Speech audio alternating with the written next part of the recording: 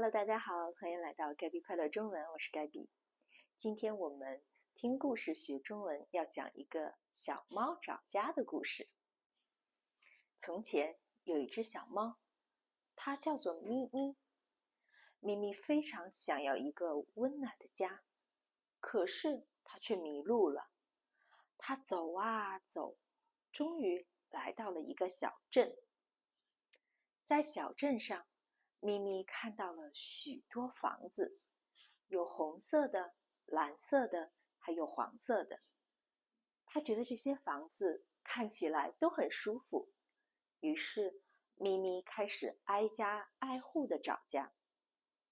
她走到了第一家，是一个红色的房子，门前有一棵大树。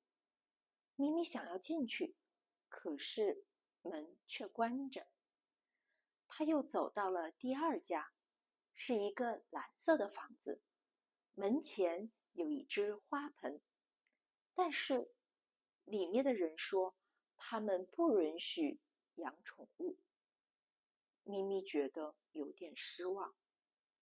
就这样，咪咪来到了第三家，一个黄色房子，门前有一个小孩子在玩耍。小孩子看到了咪咪，开心地抱了过来，抱起来咪咪，他们玩得非常开心。咪咪看着这个小孩，觉得他就是他一直在找的家。于是咪咪决定留下来，留在这个温暖的家，和这个小孩子一起生活。